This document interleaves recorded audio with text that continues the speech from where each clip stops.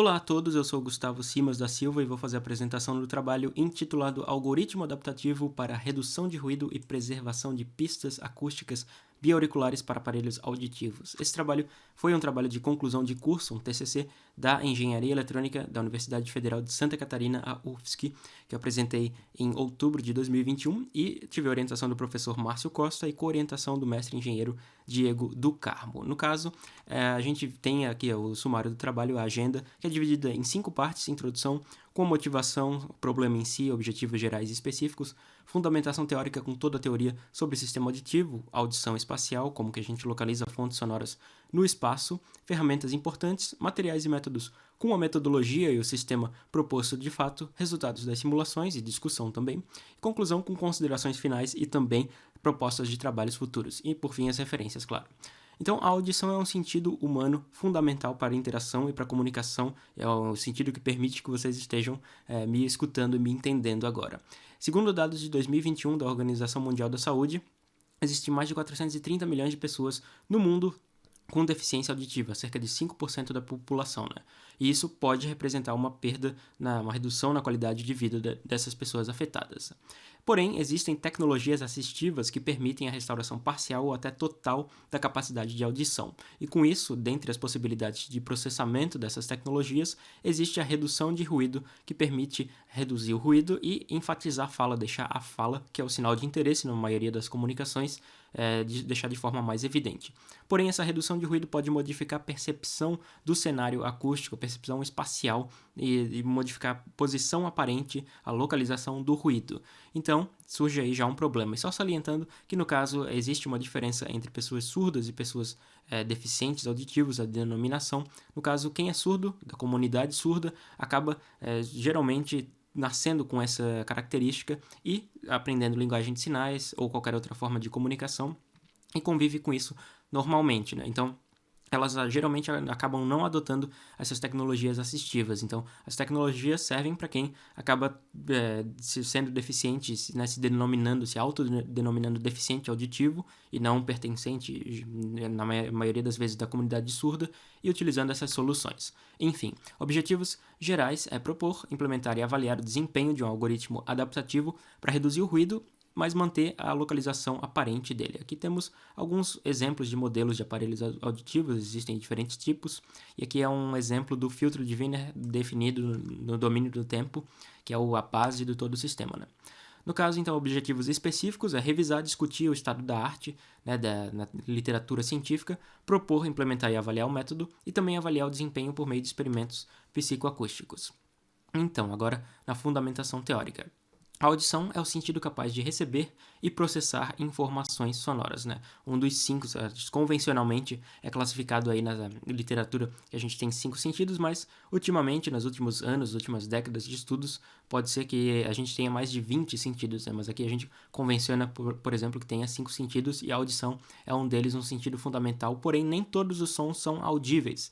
Existe um limiar aí em termos de nível e em termos de frequência. No caso, em termos de nível, 20 micropascal, que é o equivalente em 0 dB NPS. NPS é nível de pressão sonora, e o equivalente em inglês é SPL. A maioria das vezes a gente comercialmente vê SPL, que é Sound Pressure Level, e o limiar superior é 63 Pascal, que é 130 dB NPS. Esse é o chamado limiar da dor. A gente consegue até ouvir acima desse limiar, porém já é uma sensação muito dolorosa, uma experiência desagradável. Já em questão de frequência, é convencionado de 20 a 20 kHz, porém a maioria das pessoas não consegue escutar, né, os extremos graves e os extremos agudos, então essas regiões são difíceis de serem escutadas, né?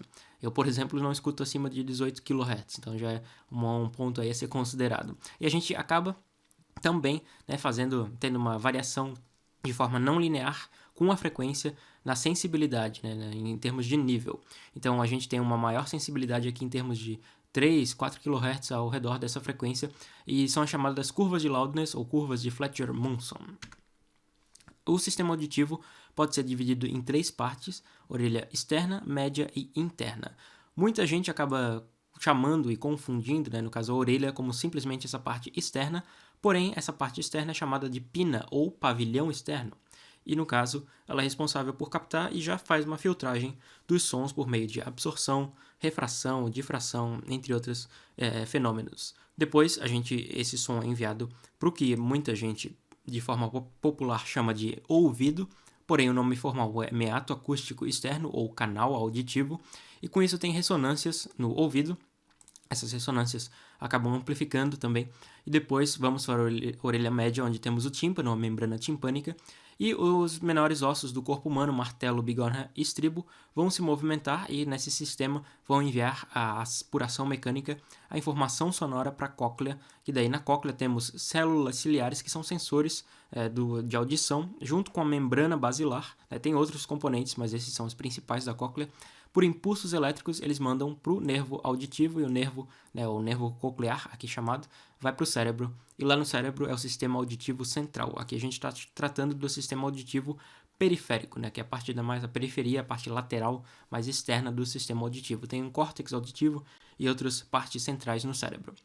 No caso, existem diferentes tipos de tecnologias assistivas. Uma delas é o implante coclear, em que é feita uma cirurgia e enviado eletrodos ao longo de toda a cóclea, ou seja, implantes cocleares é para quem tem perda profunda, ou seja, não tem os sensores da cóclea funcionando, e com isso precisa ter eletrodos diretamente na cóclea que vão mandar impulsos elétricos aqui no nervo e mandar para o cérebro. Temos outras formas para quem tem perdas condutivas, ou seja, não conseguem conduzir bem os sons, tem tumor, inflamação ou deformação aqui no meato acústico, no chamado ouvido, e com isso não conseguem conduzir o som para a parte da orelha média e interna, e com isso utilizam aparelhos chamados de condução óssea, eles ficam aqui na parte externa e vibram, captam sons e vibram, e por meio de vibrações nos ossos, no crânio, envia lá para os ossículos e depois para a cóclea. Mas nesse trabalho vai ser focado em aparelhos auditivos, ou também chamados aparelhos de amplificação sonora individual, que são os ASI, A-A-S-I. E com isso, eles têm uma unidade externa. Existem diferentes modelos, mas o modelo mais comum tem uma unidade externa que capta, tem microfones, processa e depois envia o sinal por meio de um fone intra-auricular. E o fonezinho vai reproduzir esse som aqui no meato acústico externo, no canal auditivo.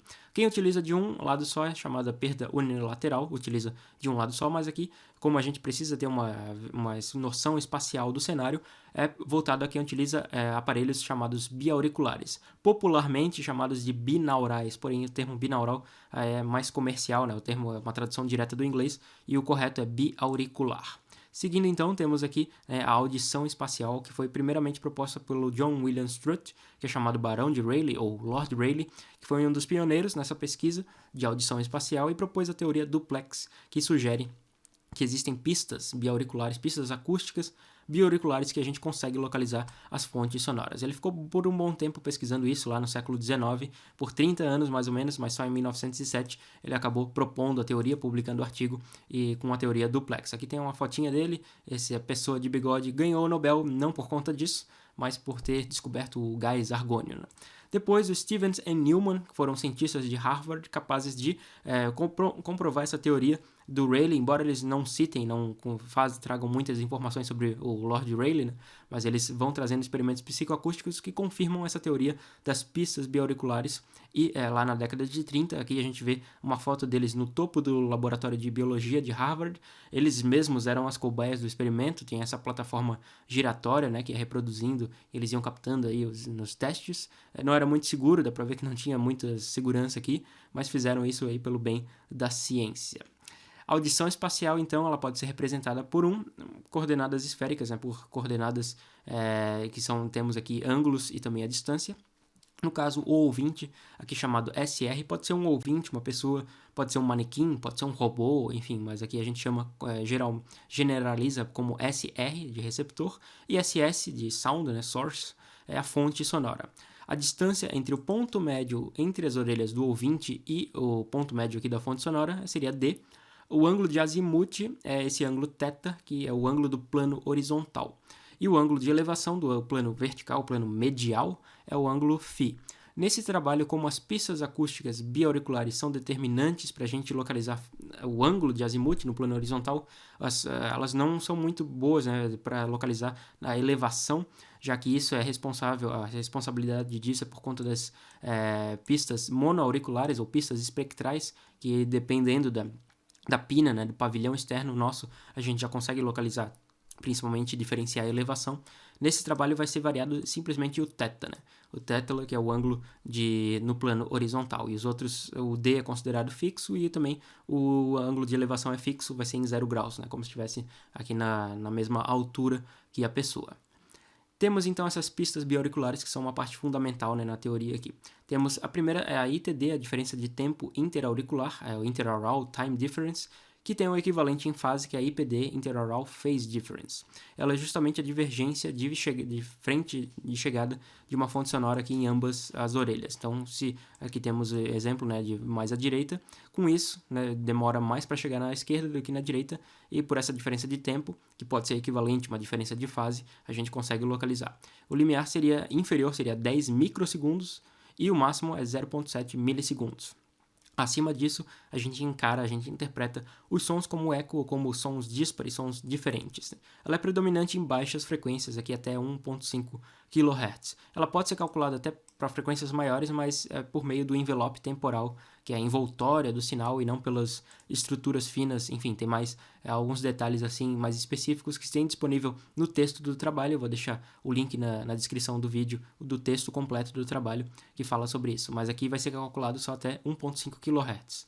Interaural Level Difference, a diferença de nível interauricular, é justamente pela diferença de amplitude do nível de pressão, né, da onda em ambos os lados. Então aqui no caso vai ter um maior nível na orelha direita do que na orelha esquerda vai ter um nível menor. E por conta desse efeito de sombreamento, ou chamado Head Shadowing Effect, né, que é por conta da absorção das reflexões da cabeça, do torso, do corpo da pessoa, o nível fica diferente, atenua a onda. O limiar é de 1 dB, e a gente acaba tendo, né, interpretando e confiando mais na ILD para altas frequências acima de 1.5 kHz.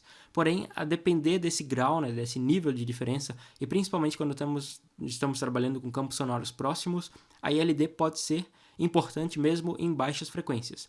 Então, para esse trabalho, a gente vai considerar que a ILD é calculada para todo o espectro do sinal, né, até para baixas frequências, para frequências abaixo de 1.5 kHz. A IC, que é Interaural Coherence, é o nível de coerência, é justamente o quão similar é o som, quão similares são os sinais em ambas as orelhas. E ela é um número complexo, dá pra gente demonstrar que, sendo um número complexo, vai ter uma fase, né? E vai ter uma fase, vai ter um ângulo, que a gente vai ter por exemplo, aqui chamando o ângulo θ, que não é o ângulo de azimuth, né? Mas esse ângulo dá para demonstrar que esse ângulo vai ser a fase, né? Vai ser a IPD. E a magnitude, a gente chama magnitude quadrada, na verdade, da IC, vai ser o MSC, que é Magnitude Square Coherence, né? Que vai ser a magnitude quadrada da coerência. E ela é principalmente determinante para a gente identificar se essa fonte sonora é derivada de uma fonte pontual ou se ela é de um campo reverberante, ou um campo difuso. E no caso de campos sonoros difusos, é bem característico, por exemplo, de ambientes reverberantes, onde a gente tem reverberações, aqui como exemplo, campos sonoros com reverberação, campos sonoros difusos, a gente acaba não localizando especificamente onde está a fonte sonora, mas interpretando ela como espalhada no espaço, como tendo aí um ambiente reverberante. No caso, voltando para a fonte pontual, aqui nessa transmissão, nessa gravação, eu não consigo reproduzir porque ele grava em mono, meu microfone aqui está em mono, né? Mas eu poderia, se tivesse em estéreo, poderia fazer dessa forma, né? Fazer para a esquerda e direita e conseguir identificar se tiverem um sistema de reprodução em estéreo, né? Um fone de ouvido, por exemplo. Nesse caso, então, a coerência baixa, temos baixa coerência, né? Ou seja, os sinais são diferentes em ambos os lados, ou seja, está mais reverberante ou está mais difuso, né? Proveniente de campos sonoros difusos. Se o nível de coerência é alto, a gente tem sinais similares, e com isso, né, sinais similares quer dizer que pode ser mais pontual a fonte, a gente consegue localizar qual é o ponto espacial que ela está, né? E com isso, com nível de coerência alto, a gente consegue acreditar, né, e ser mais confiável a ITD e a ILD. Se tem um nível de coerência baixo, a gente não consegue, né, confiar, a confiabilidade da ITD e da ILD passa a ser, né, um pouco ser desprezível. Então, nessa forma, isso é importante para considerar as consequências do trabalho. Características da fala, a gente pode ter duas principais, que é a qualidade e a inteligibilidade. Nesse caso, a qualidade é associada ao como o falante enuncia, relacionada à agradabilidade ou aceitabilidade do sinal, e a inteligibilidade associada ao que, né, ou a interpretação, o conteúdo e a interpretação desse sinal. No caso, elas são métricas parecidas, né, tem uma relação, porém não são equivalentes, ou seja, a gente pode ter sinais que têm alta qualidade, mas não é inteligível, como sussurros, ou pessoas que são fanhas, né, têm um som muito nasalado, ou se eu começar a falar muito rápido, a inteligibilidade abaixa, né, as pessoas não entendem, né, embora possa ter qualidade, então nesse sentido pode ter um sinal com alta qualidade, mas não é inteligível. E a forma contrária, a recíproca também é equivalente, ou seja, podemos ter um sinal que é inteligível, mas tem baixa qualidade, que é o exemplo clássico aqui do Stephen Hawking, já que dava para entender o que ele falava, porém tinha baixa qualidade, já que é um sinal sintetizado, né, robotizado. A STFT, transformada de Fourier de tempo curto, é uma ferramenta aí bastante utilizada em processamento de sinais e, no caso, ela faz a transformada de Fourier em trechos curtos do sinal. Ele pega vários, né, frames, que são chamados frames, ou blocos, ou trechos temporais, e considera, principalmente no caso relevante para o caso de fala, que é um sinal não estacionário, ou seja, altera as características ao longo do tempo, e a gente pode selecionar trechos de tempo que são considerados estacionários. E com isso a gente analisa o sinal. No caso eu não vou explicar exatamente o que é a FFT, né, a DFT, fica aí a critério, caso queiram pesquisar mais, né, tem bastante conteúdo sobre isso. No caso a STFT de um sinal é tratada dessa forma, para cada lambda, que é um frame, é um tempo, né, um trecho temporal, e o K é uma frequência específica, né, um bin de frequência que é chamado, ou raia espectral também é o nome. E é o somatório aqui de menos infinito do sinal, vezes uma janela, essa janela a gente escolhe, né, qual é a janela que a gente quer, e dessa forma, segundo a equação 2.1. A gente pode fazer, lembrando, pode ser feita a inversa, né, da STFT, que é a ISTFT, transformada de Fourier de tempo curto inversa.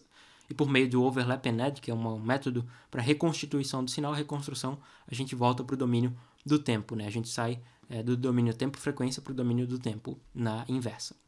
Já o sistema bioauricular proposto geral é dessa forma, a gente tem um falante, temos o cenário, né, com falante, um ruído e um usuário com dois lados, aparelhos bioauriculares. Aqui no caso, ML é o lado esquerdo, 3, e MR, os microfones no lado direito, 3, total 6. Então, cada microfone é um canal, né, monocanal. Então, pode ser quantos canais forem precisos, mas nesse trabalho vai ser 3 para um lado, 3 para outro, 6 total. Aqui é simplificado, está sendo omitido alguns blocos, como conversor analógico digital, enfim, entre outros. E, além disso, no caso, a gente faz, então, capta os sinais, faz a STFT, converte para o domínio tempo-frequência, aqui o Y, né, da esquerda e da direita, L e R, left e right. Multiplicamos pelos vetores de coeficientes de cada lado, e depois fizemos a ISTFT, né, voltamos para o domínio do tempo, e temos aqui um controle bioauricular, né, controle binaural chamado. No caso, é importante a gente definir sinais de referência com os vetores de seleção. Os vetores de seleção são esses vetores aqui Q, que tem para a esquerda e para a direita, e os Qs eles vão ter valor 1 para sinais que a gente quer selecionar, e valor 0 para todos os outros canais que a gente não queira, né, que queira dispensar. Então tem mais ou menos dessa forma aqui, né, o QL e o QR também é equivalente. Já o W, que é o vetor de coeficiente, que é o vetor que a gente precisa obter para fazer a multiplicação e processar o sinal, ele é definido para cada K, para cada bin de frequência, e com isso, para a esquerda e para a direita, dessa mesma forma, pode ser concatenado. Eles são valores complexos, né? Não é um valor como esse aqui real, né? De 1, 0 do vetor de seleção. São valores complexos, de números complexos. E eles têm dimensão de 2m por 1, ou seja, vai ser 12 por 1, né? Já que o m é 6. O filtro de Wiener multicanal bioauricular é um filtro FIR, que é no caso de resposta ao impulso finita, e por ser de resposta ao impulso finita, né, FIR, ele já garante uma estabilidade inerente, e a sigla, o acrônimo dele é BMWF ou MWF, e ele é tratado como um sistema linear invariante no tempo, foi proposto pelo Wiener lá na década de 60, né, e a partir de estatísticas do sinal e do ruído, a gente considera, né, um sinal estacionário, gerado por um processo ergódico e um ruído aditivo que se adiciona ao sinal. O filtro é capaz de reduzir o erro quadrático médio do sinal desejado e do sinal processado. No caso, pode ter diferentes formulações do filtro de Wiener, né, ou da máscara de Wiener, também chamada. Pode ser paramétrica, pode ser o erro cúbico, o erro na quarta, mas aqui no caso de forma mais simplificada e mais utilizada, em geral, é o erro quadrático médio, que é chamado aí a formulação dele, né.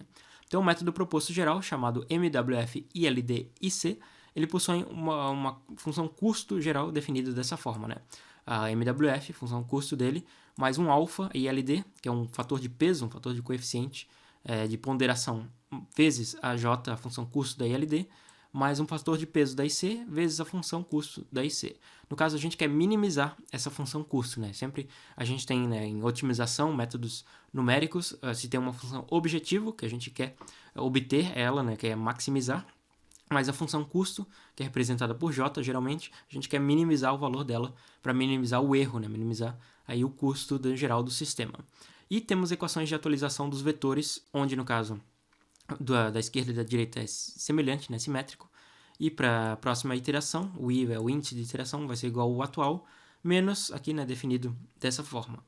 Então, temos para equação 3.4 e 3.5 o equivalente para a esquerda e para a direita.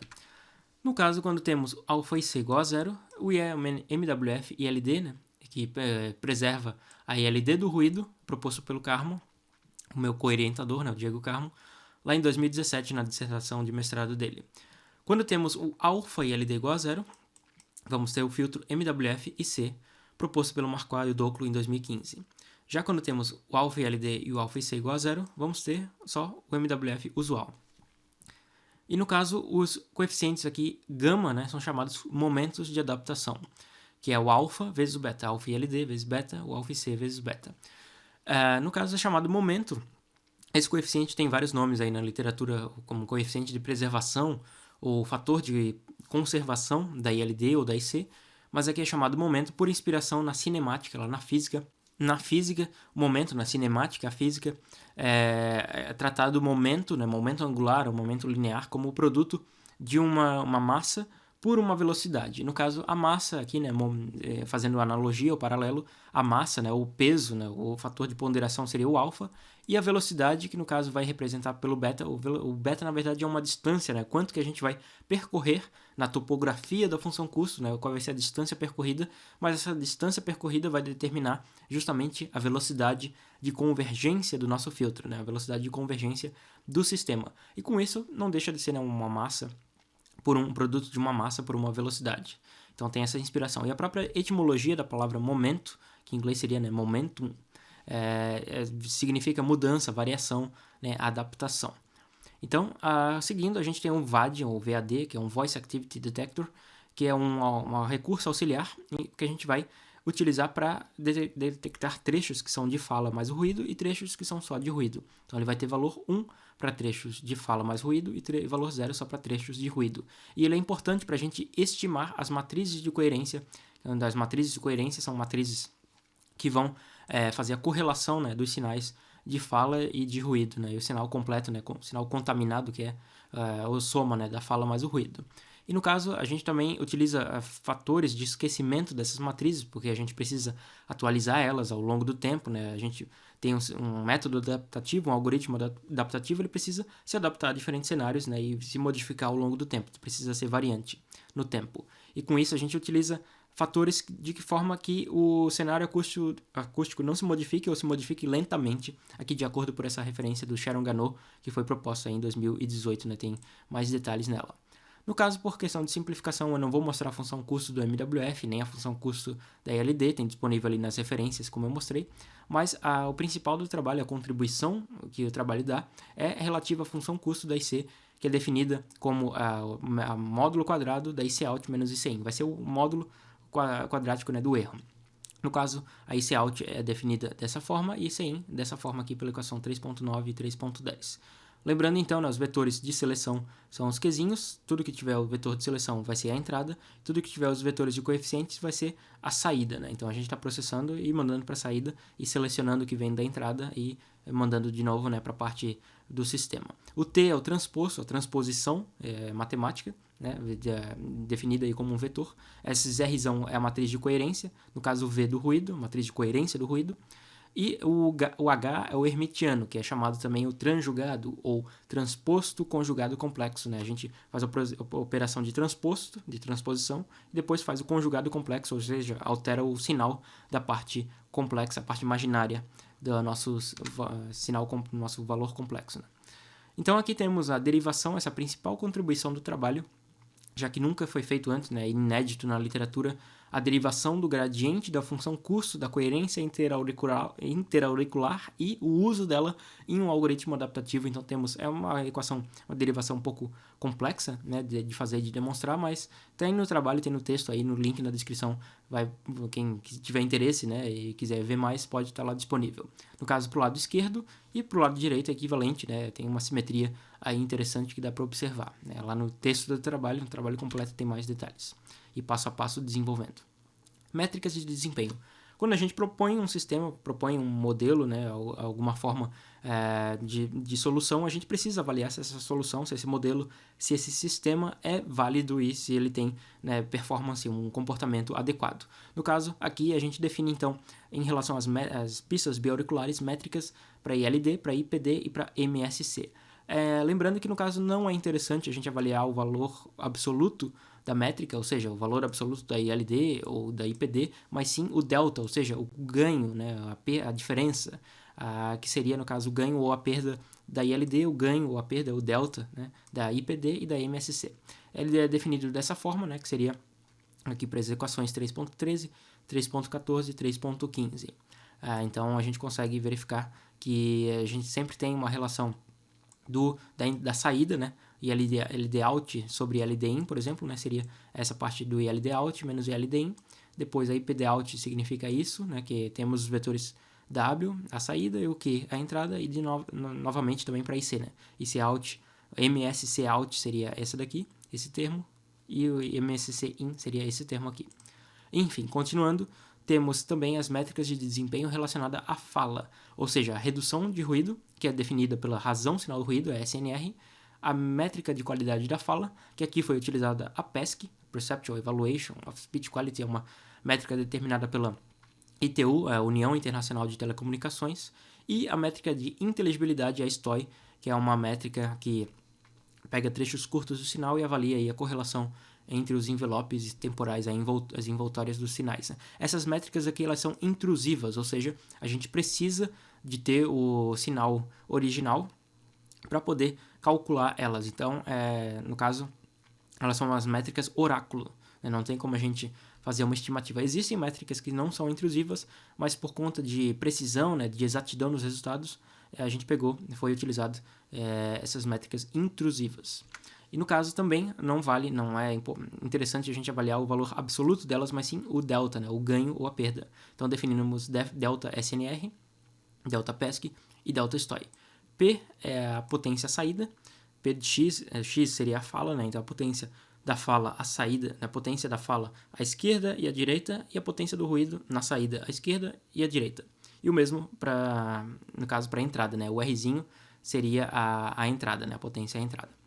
E no caso, a gente pode definir essas métricas, essas três aqui, em relação a left, a right e ao global, né? A esquerda, a direita e global. Então, aqui foi definido essa de forma global. E lembrando que elas são para cada trecho de tempo e para cada bin de frequência, para cada raia espectral. Porém, justamente por elas serem para cada trecho de tempo e para cada raia espectral, também é interessante a gente definir médias, né? Promediações ao longo do tempo, ao longo da frequência ou ao longo de ambos os domínios. E com isso, a gente define as médias, que vai ter, né, um mzinho de lambda, mzinho de k ou mzinho de lambda k.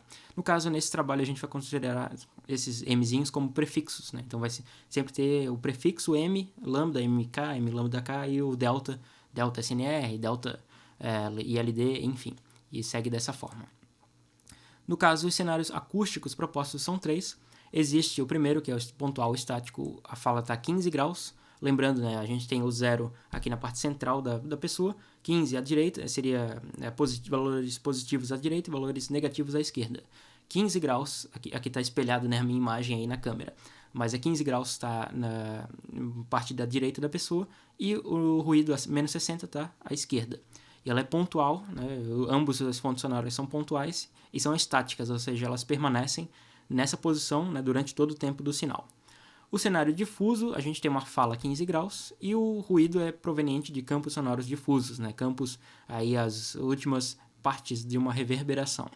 E o terceiro cenário é um cenário pontual dinâmico, já que a gente tem a fala fixa ali, estática em 15 graus, Mas o ruído ele começa em 45 e depois na metade ele troca para menos 75 graus de forma instantânea, de forma discreta. E temos também os espectrogramas dos sinais de fala. A gente vê que a fala, ela tem uma fala em português brasileiro, e depois ela fala por um tempo, para de falar, depois retorna, para, e assim por diante.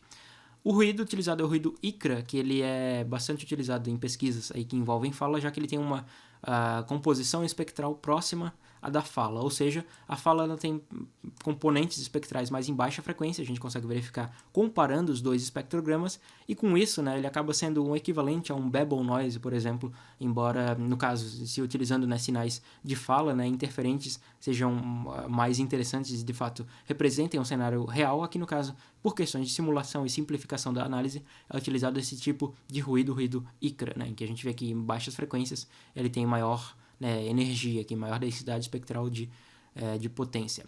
No caso, o espectrograma da fala mais ruído é tratado aqui no meio, né, apresentado, exibido nessa figura central. Então, os resultados.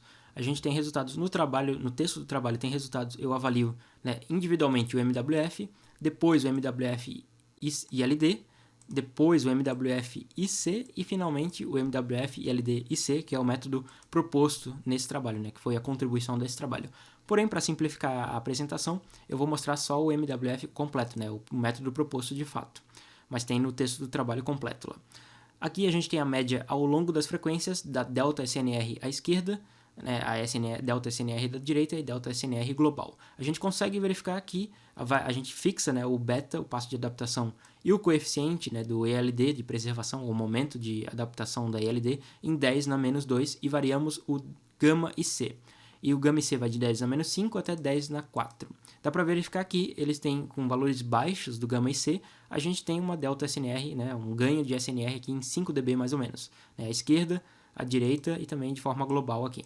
À medida que a gente aumenta o gama e C, a gente reduz a capacidade de razão sinal ruído, reduz a capacidade de redução de ruído, né? Então a gente está perdendo aí em termos de redução de ruído, né? Quanto maior, lembrando aqui, né? Quanto maior, melhor, né? Quanto mais claro, melhor. Porém, né, quando a gente aumenta o gama e C, a gente vai ver aqui, né, nos resultados das métricas de preservação das pistas acústicas, que a gente tem um ganho, a gente tem preserva mais a IPD e a MSC. Ou seja, aqui a gente tem a média ao longo do tempo e ao longo da frequência das pistas bioauriculares. E o azul é o ruído, referente ao ruído, e o vermelho aqui, não dá para visualizar muito bem, mas o vermelho é da fala. Então temos aqui no caso a IPD, ela vai sendo reduzida, né? A IPD, lembrando, ela pode ser um equivalente à ITD, né? É o equivalente em fase da ITD. A gente, à medida que aumenta o gama IC, ele vai reduzindo a IPD. E a MSC, que é a coerência, o valor quadrado da magnitude da coerência interauricular, a gente consegue reduzir também dessa mesma forma aqui. Ou seja, né, aumentando o coeficiente da IC, a gente acaba perdendo na redução de ruído, mas ganhando na preservação da pista acústica, né, do ruído. Ali a gente preserva, né, a posição espacial do ruído. E aqui no caso, né, ILD, fixando, né, novamente lembrando esses valores fixos do beta e do gama ILD, a gente acaba aumentando porque a gente está, né, só fixo, né, o gama ILD, e está alterando só o gama IC. No caso da fala, a gente vê que a fala acaba tendo, né, valores aí que não seguem um comportamento, né, único, monotônico, por assim dizer, né, direto, porque a gente não está tratando, a gente não está conservando as pistas acústicas da fala, a gente está conservando as pistas acústicas do ruído. E nesse caso, como a maioria das situações a gente está falando de pessoas que utilizam aparelhos auditivos, falam com a pessoa na frente da pessoa, não tem tanto problema assim, né? Não é tão crítico a gente alterar a posição espacial da fala, porque a pessoa sabe que está na frente dela, está conversando. Mas no caso do ruído, a gente não sabe geralmente, né, de onde vem uma buzina, de onde é que tem um som de um ventilador ou de um motor. Então, esse tipo de ruído que existe desses sons, é importante a pessoa que utiliza aparelhos auditivos identificar de onde que está vindo. Para o cenário 2, que é um cenário reverberante, um cenário com campos sonoros difusos, a gente tem um comportamento semelhante, ou seja, a região aproveitável em relação à razão sinal-ruído é na região abaixo aqui de 10 na 0, né?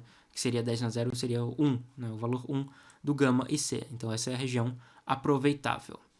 No caso, Para cenário difuso, não é interessante a gente avaliar a IPD ou a ILD, já que cenário difuso a gente tem coerência baixa. E lembrando, coerência baixa a gente acaba não tendo a IPD ou a ILD confiáveis. Então, elas não são analisadas nesse cenário. Analisa-se só a MSC. E, de novo, a média ao longo do tempo e ao longo da frequência da MSC se mantém baixa com aumento aqui do gama IC. Aqui nesse caso, né, o erro na magnitude da coerência fica baixo. Já o da fala se aumenta, né, se eleva com o aumento do gama IC.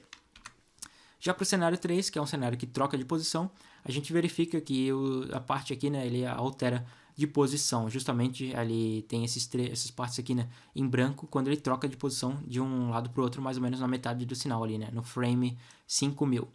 Então a gente, ao longo do tempo, né, a gente vê que vai se adaptando o nosso sistema, né, com os valores fixos, e aumentando o gama IC, a gente vai reduzindo a capacidade de atenuar o ruído, né, de reduzir o ruído.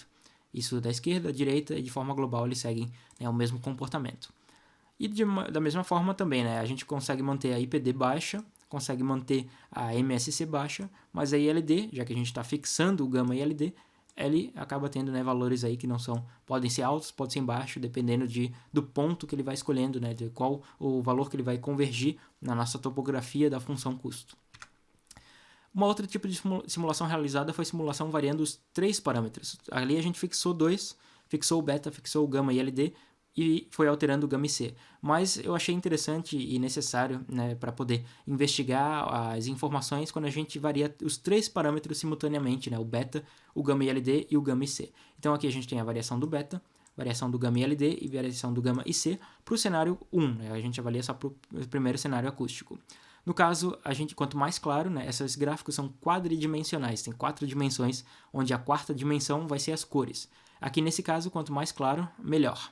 Então a gente tem, por exemplo, né, mais claro na região em que temos valores baixos do gama IC e baixos do gama ILD, mas valores altos do beta, né? Ou seja, quanto mais alto o beta, mais rápido ele vai convergir, e com isso, né, vai ter uma média, a média aí ao longo do tempo e ao longo da frequência da delta SNR vai ser alta, porque a gente está tendo uma maior ganho, né, em menos tempo, está tendo maior razão sinal ruído. E no caso, isso se reflete na PESC, que é a qualidade da fala. Né? Então, mais claro, a qualidade da fala é maior nessa região baixa, né, do beta alto e dos gamas baixos. Então, a gente consegue verificar essa de forma refletida, né?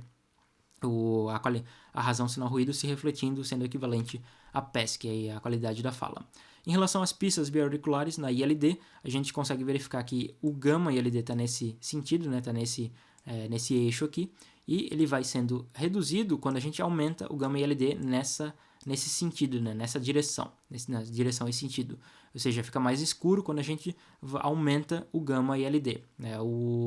Nos outros cenários a gente acaba né, tendo maior erro. Né? Então a gente tem um menor erro na diferença de nível interauricular quando a gente preserva mais o nível interauricular. Né? Daí fica mais igual ao da entrada. E para fala a gente acaba tendo, né, um maior erro, como a gente consegue verificar aqui dessa forma.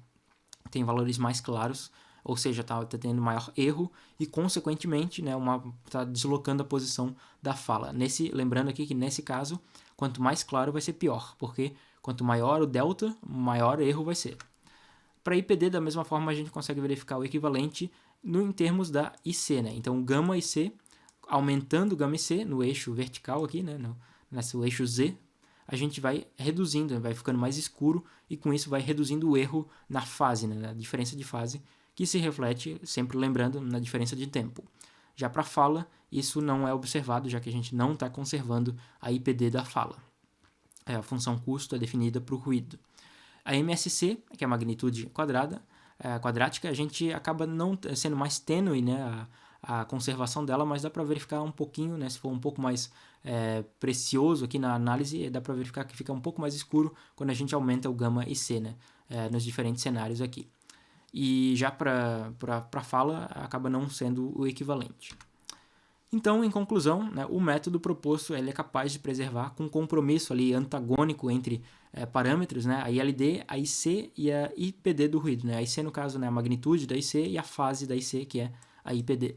Porém, ele apresenta perda na capacidade de redução de ruído, como eu falei, né, esse compromisso antagônico entre a redução de ruído, a SNR, e a preservação das pistas acústicas, a ITD, a IPD, né, e ILD.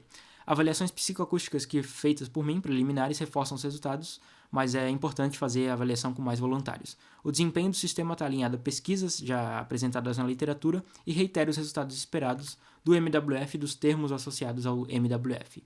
Então, propostas para continuação: avaliação psicoacústica com voluntários, desenvolvimento de um mecanismo para determinar automaticamente os fatores, né, os coeficientes, por conta aqui no caso a gente foi variando, né, fazendo um tuning ali e verificando os resultados, mas é importante determinar de forma automática para se adaptar de fato o método aos diferentes cenários. Análise do método em cenários acústicos reais: aqui a gente propôs alguns cenários, porém, né, cenários reais são muito mais complexos, tem fontes móveis, né, então estão se alterando o tempo inteiro. Uma análise de consumo energético e de custo computacional pode ser importante, né, já que a gente está trabalhando com sistemas embarcados.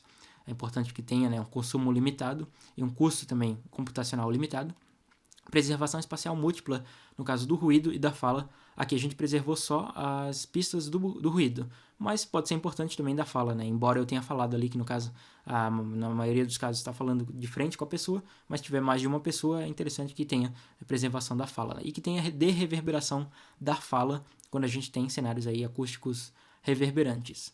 Uso de novas métricas objetivas. Aqui não foi tratado sobre a STOI, né? A métrica de inteligibilidade tem no trabalho completo o texto, mas ela não é muito confiável em campos sonoros difusos, em ambientes reverberantes, porque ela não se adequa nesse sentido, né? Então pode ser utilizada outros tipos de métricas adaptadas, né, e alteradas que sejam mais confiáveis e mais robustas. Comparação com demais métodos no estado da arte, né, como beamforming, que são os conformadores de feixe, ou por aprendizado de máquina, ou por análise sepstral, também tem vários métodos aí diferentes. Exploração multidisciplinar e em diferentes tecnologias. Exploração multidisciplinar seria no sentido, tudo bem, se as pessoas utilizarem esse método, quais vão ser os benefícios sociais, né, benefícios aí entre as pessoas que utilizam, né? Então seria uma análise mais de psicologia ou de sociologia mesmo, então, né, em outras áreas das ciências humanas, né, ciências da saúde. E em diferentes tecnologias, porque pode ser utilizado não só para aparelhos auditivos, mas também para, talvez, né, implantes cocleares ou aparelhos por condução óssea, ou até para smart speakers, que são aqueles falantes inteligentes, né, como, sem querer fazer muita propaganda, mas Amazon Alexa, né, ou Google Home, que precisam identificar a fala do usuário, precisam reduzir o ruído, mas manter, né, o cenário, a preservação espacial do cenário acústico, para que esses aparelhos, esses dispositivos precisam ter uma análise, né, uma visão de como que é o cenário acústico. Então, referências aqui, né, o OMS com as estatísticas, o Market Track traz também alguns dados sobre aparelhos auditivos, o Marquardt propôs o MWF-IC, o Carmo que investigou, né, o meu co-orientador que investigou lá MWF-ILD, que nesse trabalho, na verdade, tem bastante conteúdo extraído, né, e dependente do trabalho do Diego Carmo. No caso, o Lua Azul, que tem um livro, né, bem interessante de aprimoramento da fala, o Speech Enhancement. Lord Rayleigh, que propôs teoria duplex com as pistas acústicas. Stevens e o Newman, que fizeram os experimentos, né? O Tal e outros, aqui interessante, né? Tal et al., que propuseram a STOI, a métrica de inteligibilidade. Grote e o Michael Pecker, que são dois, né, neurobiólogos e trabalham também com psicoacústica, que tem um trabalho interessante nisso, né, de mecanismos que os mamíferos utilizam para localização de fontes acústicas. Crochier, que fez o método de Overlap and Add, né, utilizado nesse trabalho.